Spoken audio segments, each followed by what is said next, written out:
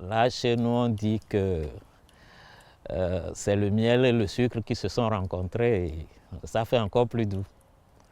Et voilà pourquoi je me suis engagé de cette façon dans la question de l'eau.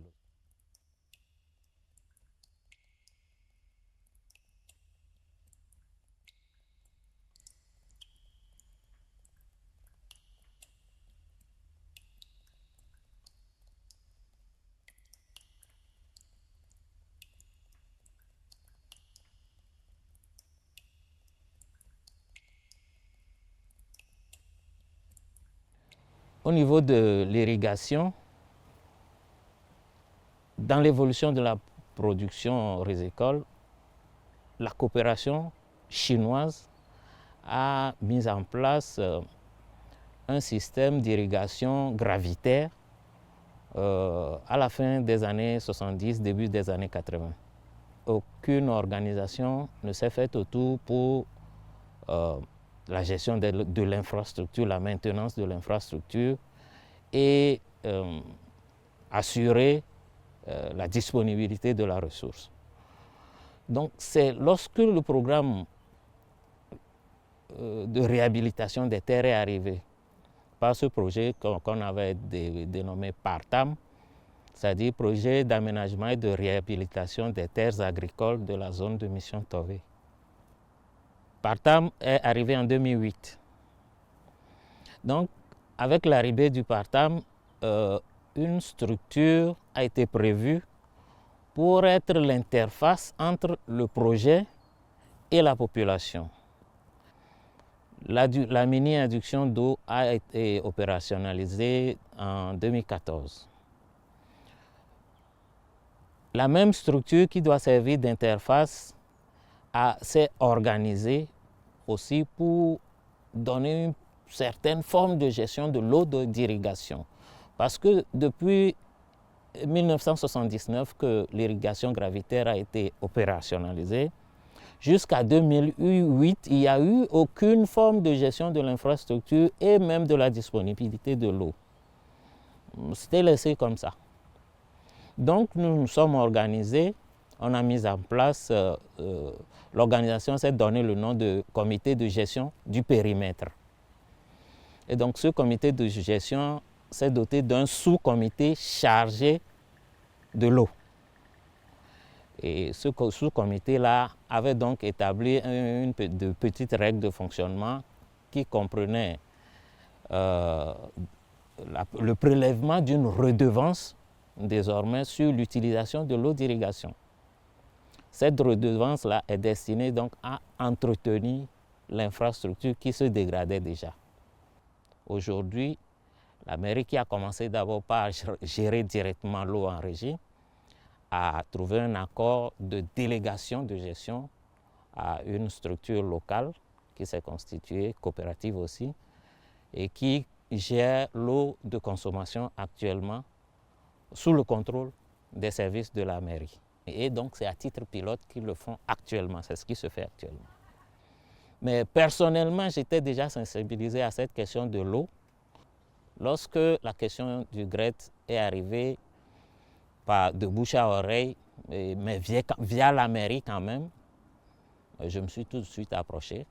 J'avoue aussi que je suis un des responsables de la production rizicole dans la zone.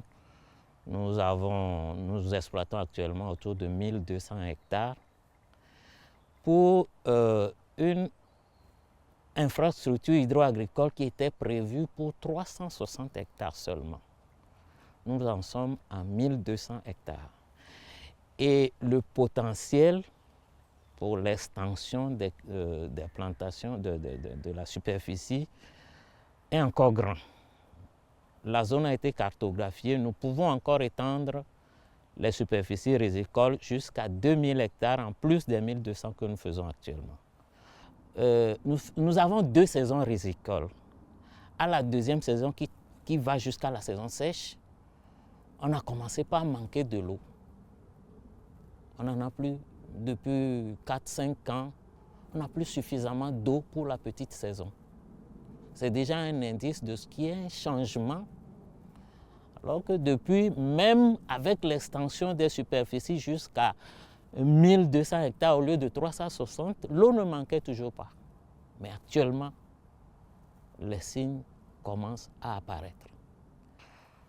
La question de l'eau donc était déjà un problème qui me taraudait l'esprit parce que ce qui était prévu pour 360 hectares va passer à plus de 3000 hectares. Qu'est-ce qu'il faut faire? C'était déjà une question qui me taraudait l'esprit et donc quand j'ai appris ça, j'ai approché la mairie pour avoir confirmation. Et c'est le jour-là que j'ai eu le nom de l'ONG Le GRET, que je connaissais déjà. Et à la première réunion avec le GRET, c'est une vieille connaissance que je retrouve comme étant le chef projet, M. Ahiafor, que je connaissais depuis 2015. Ah, là, chez nous, on dit que c'est le miel et le sucre qui se sont rencontrés et ça fait encore plus doux. Voilà pourquoi je me suis engagé de cette façon dans la question de l'eau chez moi. Le problème est très crucial, surtout pour l'irrigation. L'eau de consommation, la population n'est pas aussi grande que dans les centres urbains où nous sommes dans la ruralité vraiment. Et l'utilisation même que nous producteurs faisons de l'eau n'est pas celle qu'il faut, ou bien celle qu'il aurait fallu. Et donc voilà pourquoi je me suis engagé. La première fois que j'ai connu GRET, c'est dans les années 2023, où la mairie avait coopté certains acteurs locaux et au même moment a demandé à la mairie, par rapport aux enjeux de l'eau, est-ce que notre mairie est prête à enclencher le processus de la gestion intégrée des ressources en eau. Et les conseils municipaux ont approuvé la démarche, que voilà, c'est bien.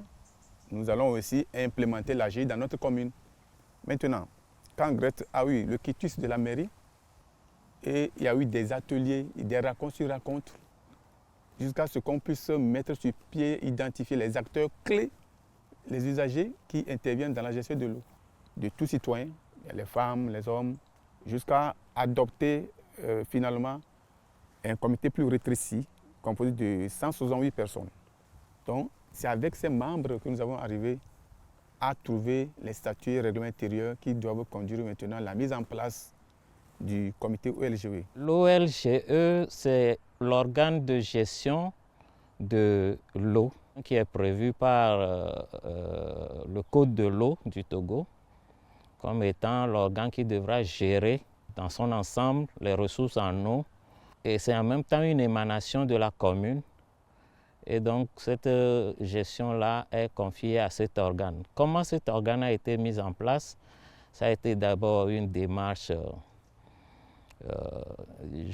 que je qualifierais de participative, partant de la base, parce qu'il y a eu pratiquement une large consultation au départ, donc pour coopter des habitants, des exploitants, tout ce qui était concerné par la gestion de l'eau, afin de réfléchir à comment organiser l'organe, conformément à ce qui est prévu par le Code de l'eau. On est passé donc, après cette étape, à la classification en collège. Personnellement, j'appartiens au collège des usagers. Il y a aussi le collège de l'administration publique, le collège des organisations de la société civile, il y a aussi le collège de la chefferie et des pouvoirs traditionnels. Et c'est à ce niveau qu'il a été procédé à des élections. L'OLGE est structurée en 4 commissions. Il y a la commission gouvernance et partage de l'eau. Ensuite, commission information, éducation, communication. Il y a une autre commission qui est celle de la recherche de fonds. La commission que je préside personnellement, qui est celle de la connaissance, du suivi et de la protection de la ressource. Voilà, là transparaît les objectifs assignés à l'OLGE. Comme l'a dit le collègue, l'OLGE en tant qu'organe local de gestion en eau est un large comité qui est composé de 17 membres. Nous avons 5 membres exécutifs, et 12 membres qui sont des commissions. Donc l'organe exécutif qui est composé de 5 membres, moi je fais partie du comité chargé à l'organisation.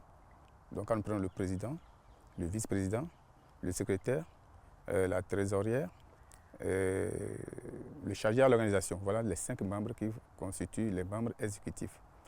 Outre les membres exécutifs, les 12 membres sont issus des 4 collèges. Au niveau de chaque collège, on a eu un président de commission. Donc les présidents des commissions sont en même temps les responsables des collèges. Au niveau des ESC, nous avons aussi un représentant des ESC qui fait partie de la commission.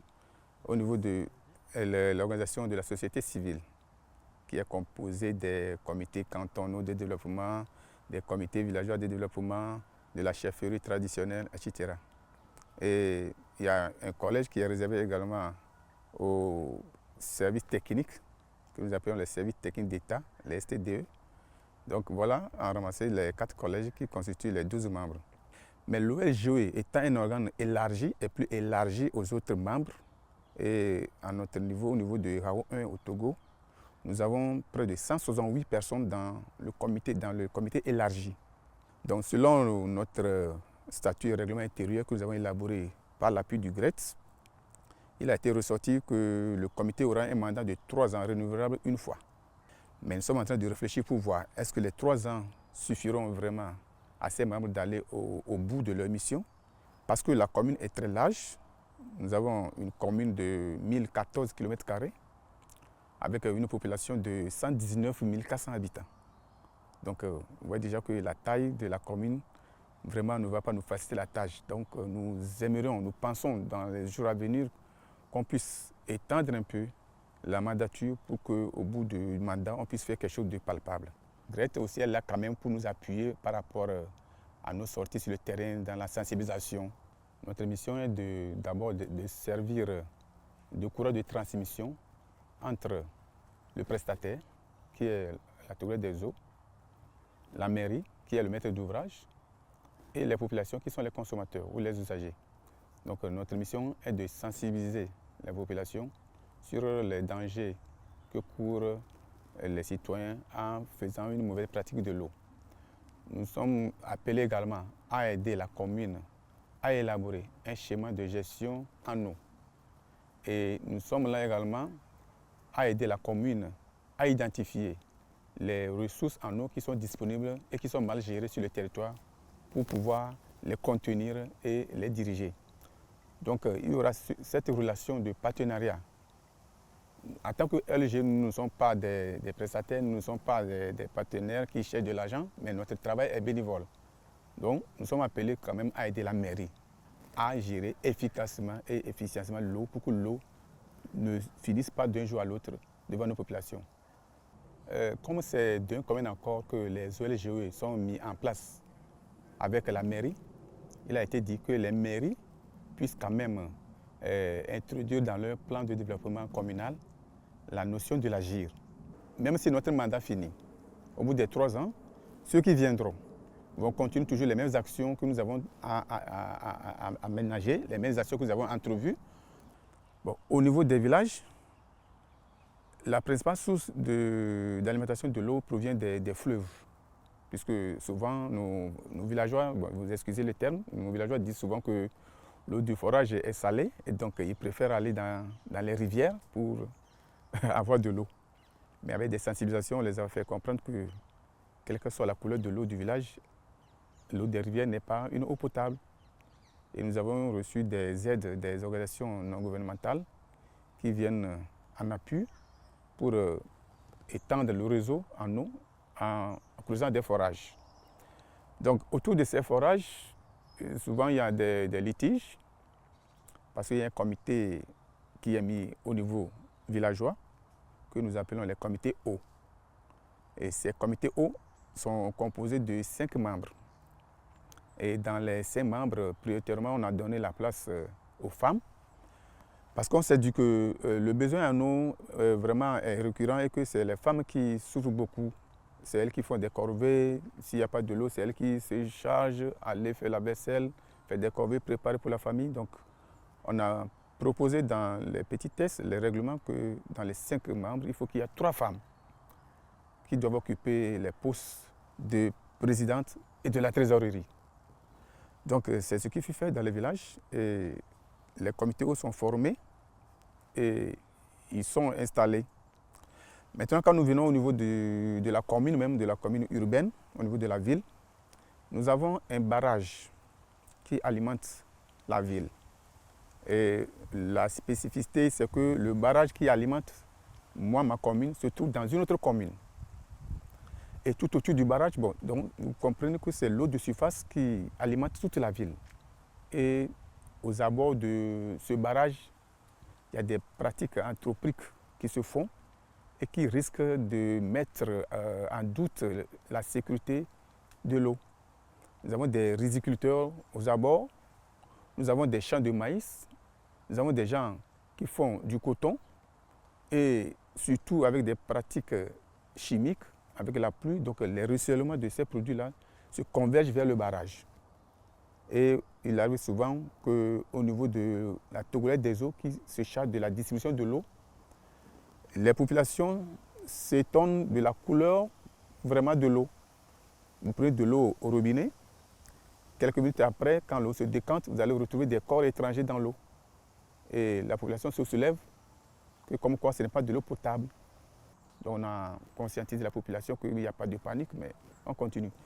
Mais le seul problème que nous avons, c'est qu'au niveau des quartiers de la ville, que nous appelons les comités de développement des quartiers, chaque forage, chaque bonne fontaine qui est installée est gérée par aussi les quartiers.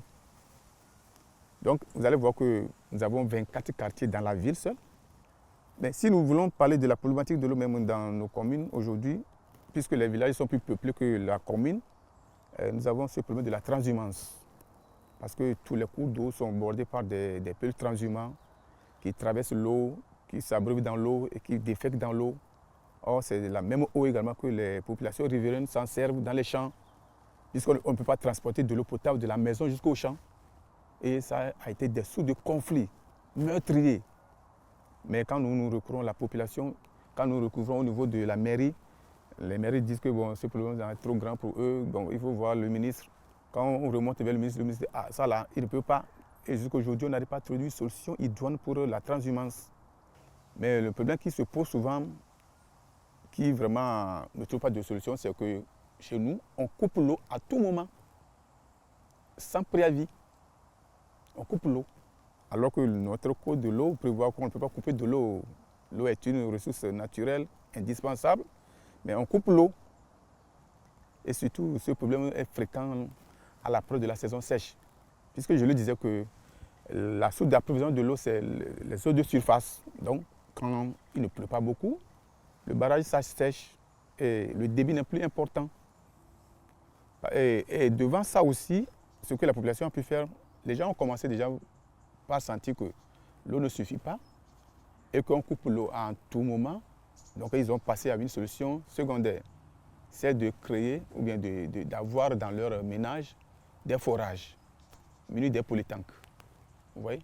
Et aussi, avec le nouveau code de l'eau, les réflexions sont en cours pour voir comment est-ce qu'il faut identifier ces ménages qui ont l'eau, parce que chez nous, au Togo, les ressources naturelles appartiennent à l'État. Et donc, c'est des pistes aussi à explorer pour pouvoir voir comment capitaliser ces choses pour vraiment réorienter la gestion de l'eau. Parce qu'en les prenant de part et d'autre, il peut arriver que les autres n'en auront pas. Donc, on avait déjà identifié les acteurs par collège et chaque collège a proposé ses membres qui vont siéger dans le petit comité. Donc, on a fait de telle enseigne que tous les compartiments soient représentés dans le collège. On n'a laissé personne de compte. Nous avons eu les directions préfectorales d'environnement, nous avons eu les services techniques, l'administration, la chefferie traditionnelle, les organisations non gouvernementales. Toutes ces personnes, tous ces acteurs ont été représentés dans les collèges. Et à travers des réunions, nous avons arrivé finalement à faire une élection générale, libre, au cours duquel les perspectives, au cours duquel les éléments clés les pondérations ont été données à chaque collège pour pouvoir faire les élections. Et les élections ont été libres, transparentes, très libres. Et pour pouvoir porter même la casquette du président, on a laissé la liberté à tout le monde de se prononcer. Qui veut être président du comité, et c'est volontaire, sans aucune, disons, il n'y a pas eu de pression. Et à partir de là, nous avons mis sur pied un comité local de gestion de l'eau qui, à notre niveau, s'appelle organe local de gestion de l'eau. Maintenant, après avoir élu les membres de LGE, il va falloir qu'on renforce les capacités.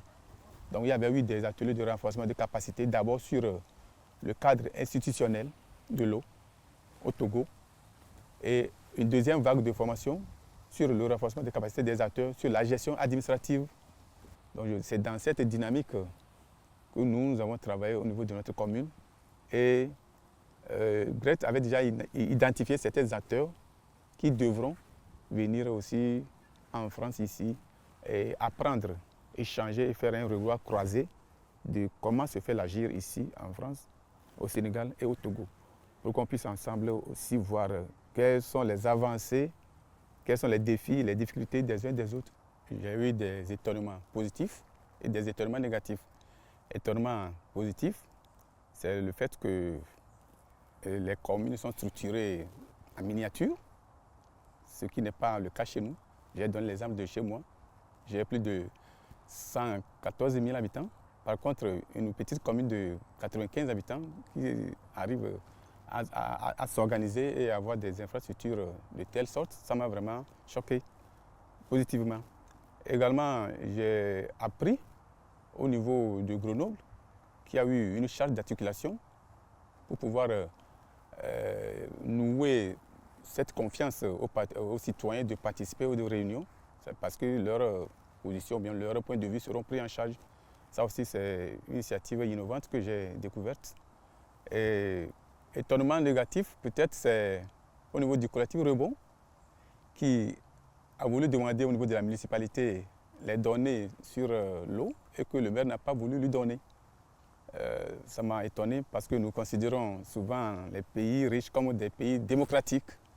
Mais je suis étonné que ça peut se passer.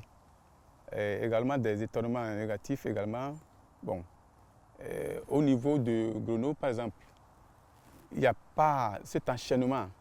Le fait qu'il y a les clés, le Parlement des eaux, tout ça, je vois que l'État ne coopère pas bien avec ces structures, alors que c'est l'État même qui perçoit plus de taxes. Mais l'État ne vient pas en aide dans la réparation, dans la maintenance ou bien dans la gestion intégrée des eaux au niveau des populations. Mais les populations se battent, mais l'État ne les écoute pas. J'ai découvert négativement qu'ici en France, on nous dit qu'il n'y a pas un ministère qui est dédié à l'eau. Ça aussi, ça m'a surpris. Pour pouvoir, à notre tour, au retour, aller implémenter les bonnes pratiques pour pouvoir vraiment... Parce que la question de l'eau est tellement transversale qu'on ne pouvait pas d'un jour à l'autre les atteindre. Bon, on va aller progressivement pour pouvoir attirer l'attention de ces populations sur vraiment cette pénurie, cette ressource qui est vraiment en perdition. Nous avons rencontré des élus locaux, et particulièrement à Beaumont en Diois, et à Grenoble. Et nous avons été confrontés à ce qu'ils font sur place. À Beaumont,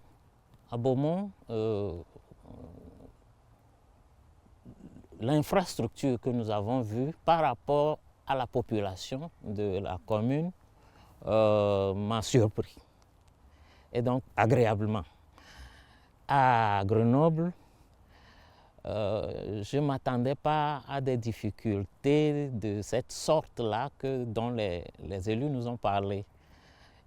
C'est des gens qui, comme nous, ne se sont pas rendus compte vite que la ressource pouvait arriver à manquer ou alors sa qualité pouvait arriver à se dégrader. Et ils en font face actuellement, et leur façon de réagir, de s'organiser pour réagir à cette façon réagir à la situation, c'est ça qui nous a inspiré, ce qui m'a inspiré personnellement. Donc c'est une inspiration que moi je suis venu tirer ici de ces rencontres. Et voilà, nous sommes là pour échanger et voir ce qui se fait ailleurs, comment l'adapter à notre contexte et construire notre propre chemin en matière d'eau.